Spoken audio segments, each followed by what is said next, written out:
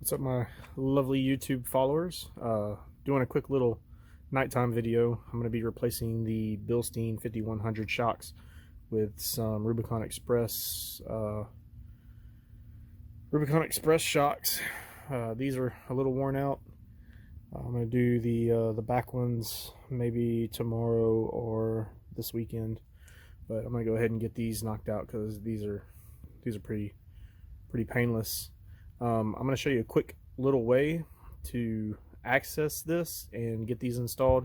I've seen a lot of stuff on forums, you know what size Allen head do you use, and people using those little calipers and stuff to read their Allen heads. It's a 5 millimeter, and you can see I cut this one here.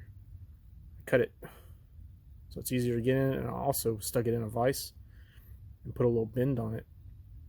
And I'll show you how that comes into play here in a second when we get to that top nut up there. Okay, so as you can see, I've got the jack here underneath this low point right here, and this is going to act as a fulcrum. It's going to lift your Jeep up, and you're going to open up that space in between here. It's going to make it really easy to get that shock in and out. If you don't have a lift, that's the way to do it. Alright, so like I said earlier, this is a 5 millimeter Allen head, and let me see if I can turn my, no, the battery's too low. So I cut off the end of the Allen wrench so that it'll sit down in there a little bit lower, put it in a vise, gave it a little bend with a little cheater pipe, and I'm going to try and do this as steady as I can and get this nut on here. It makes it real easy. Boom, like that. Just give it a little twist, get the thread started. So that was kind of hard for me to do with one hand, but I just slid the nut right up over the Allen head, the Allen wrench there, down to the threads. And then I'll take my wrench, tighten it up, use the Allen wrench as a backup, lower the jack, and it'll be done. So it's that simple. Don't overthink things.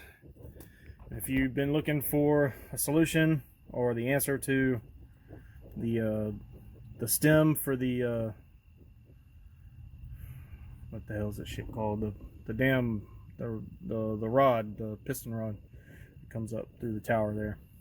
5 millimeter Allen head. All right, so the Jeep's lowered, and let's see if I can get a. There you go. You can kind of see I've got at least like 5 and a half, 6 threads there. Once that bushing gets squished up, that's good enough. You don't need to tighten up on it anymore. And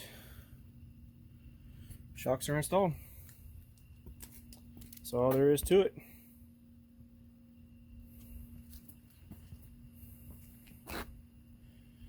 It took me like an hour, but I made the little Allen wrench tool, and next thing is clean up this messy garage. A lot of stuff got out of order when I had this pipe bust during the Texas winter vortex. So till then, guys, keep on Jeeping.